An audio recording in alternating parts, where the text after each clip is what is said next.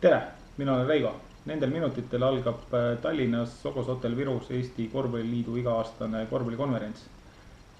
Selle peaesineja on üks serblane, kes suures plaanis täidab ära mõlemad päevad, aga selles räägitakse ka siis poiste, tüdrukute, meeste, naiste korvpallist, aga mitte 3-3 korvpallist, mis on olümpiala ja kus Eesti sõidab järgmisel aastal maailmameistrivõistlustele ja loodetavasti ka noorte olümpiamängudele, mis toimuvad Buenos Aireses, Argentiinas.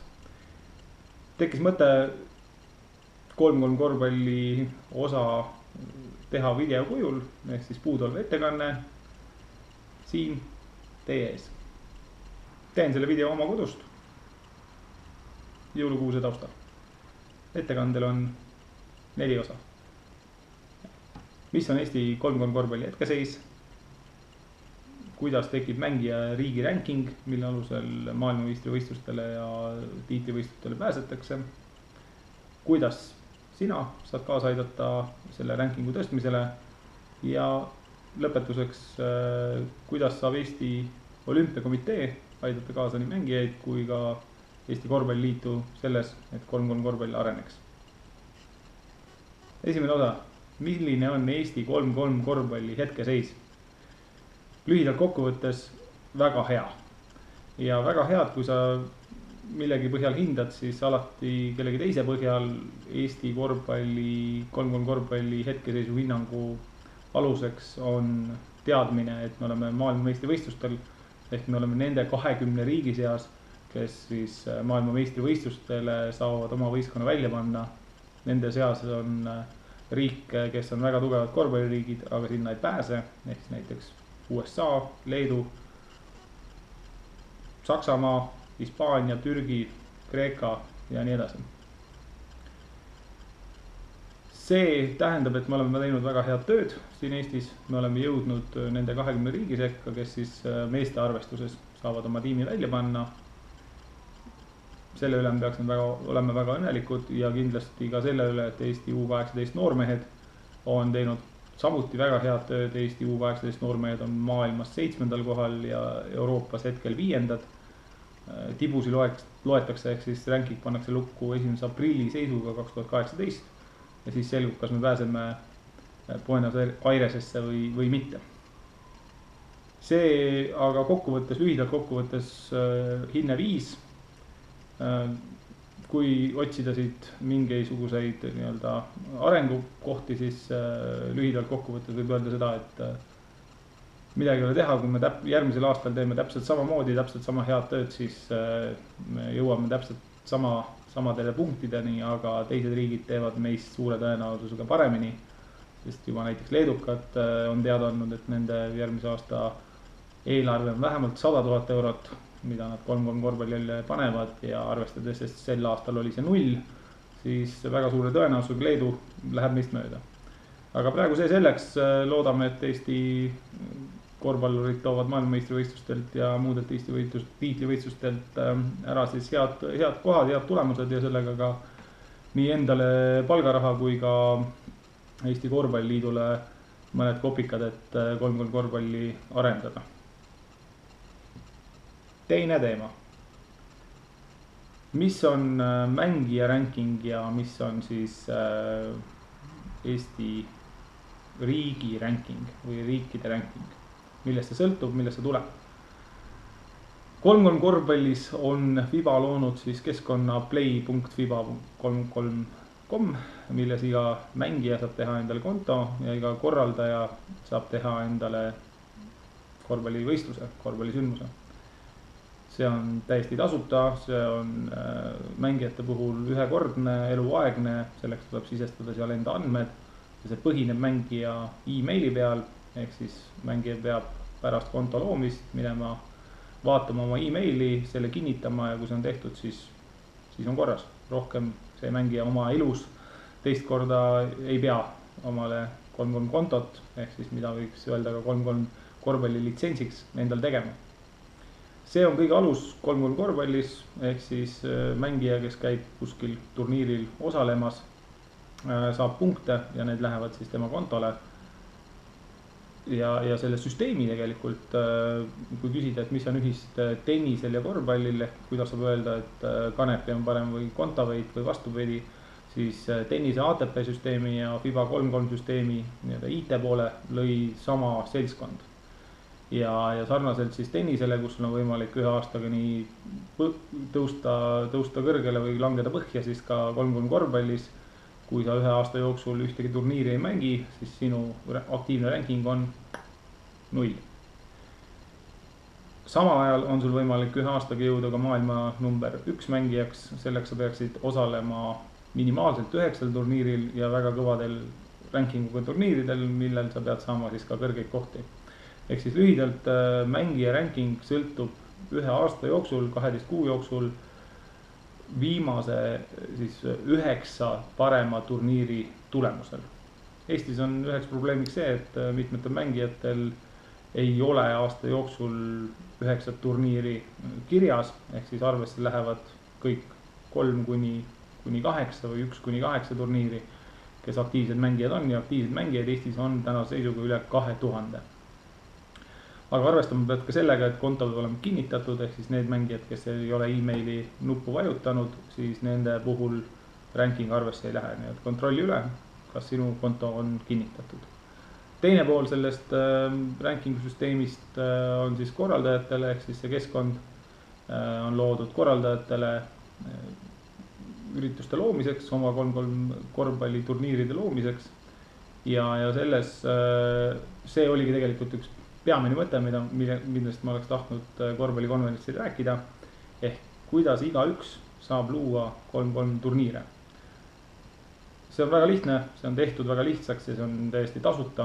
Selleks tuleb mängija või korraldaja peab looma samamoodi endale 3-3 konto, mõne minuti küsimus, seejärel tuleb luua korraldaja konto selliselt lehelt nagu em.fiba3x3.com. Ja kui korraldaja konto on loodud, siis mõni minut läheb aega, et turniiri lisada. Turniiri loomiseks on vaja teada siis toimumise aega, toimumiskohta ja võistluste kategooriaid esialgu, mille alusel saab panna käima registreerimise.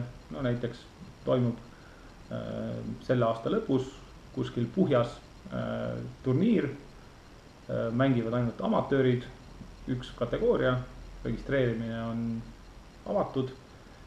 Mõni hetk enne siis turniiri toimumist saab panna turniiri registreerimise veebis lukku. See on teada, palju võistkondi on. Võistkondadel saab panna limiidi, näiteks 16 võistkonda, kui on 2 väljakut kasutusel. Ja kui limiit tuleb täis või registreerub ainult üks inimene või üks võistkond, siis saab vajadusel öelda, et rohkem kohti ei ole või siis, et turniir jääb ära. Sellega on ka korraldus tehtud suhteliselt lihtsaks, aga oluliselt lihtsamaks on tehtud korraldus ka sellisel juhul, kui võistlus toimub, ehk siis mõne klikiga on võimalik luua võistluste alagrupid, ajakavad ja välja printida kõik võistlussüsteemid, alates siis sellest, et kes kuidas alagruppides on, kuidas ajakavad on ja lõpus ka nimelised protokollid. Väga oluline korralduspoole pealt on teada seda, et igal mängijal peab see olema see konto ja kui sinu mängijatel ei ole seda, kõikidel, siis sinu turniiri ranking läheb sellest väiksemaks. Turniiri ranking läheb väiksemaks veel 2 põhjusel. Esiteks on siis mängijate, esiteks loomulikult selle turniiri olemus. Suures plaanis kõik turniirid Eestis on samal tasemel, välja arvatud siis Pride tänavakorvpalliturniir, mille võitja sõidab maailma turneele ja tänu sellele on Eesti tänavakorvpallil siis selline, aga seda ainult eliitsarjas, selline võimalus, et on võimalik saada siis kergelt kõrgemaid punkte. Rankingu süsteemi leiab siis FIBA lehelt, videot siit kuskil altpoolt leiad lingi. Aga eriti oluline on teada seda, et miinuspunkte kategooriate põhiselt saab siis vastavalt sellele, mitu võistkonda osaleb turniiril. Kui sul võistlusklassis osaleb 12 või vähem, siis on 1 miinus või kui on alla 8 võistkonna, siis on 2 miinuspunkti. Ja 4 võistkonda või vähem või 3 võistkonda või vähem, siis paraku mängijad punkte ei saagi. nii et võistlus ei sõltu ainult sellest, mitu tiimi, või mis tasemega võistlus on, vaid ka sellest, et mitu võistkonda ühes kategoorias osaleb. Miinuspunktid on loomulikult võistluste kategooriate eest, kas on tegemist eliitsarja meestega, naistega, U18 noormeestega või U15 või U13 noormeestega. Igal juhul on siis teatud miinused, ehk siis mehed, avatud meestesari on kõige kõrgema rankinguga võistlus Eestis ja mitte ainult Eestis, kogu maailmas.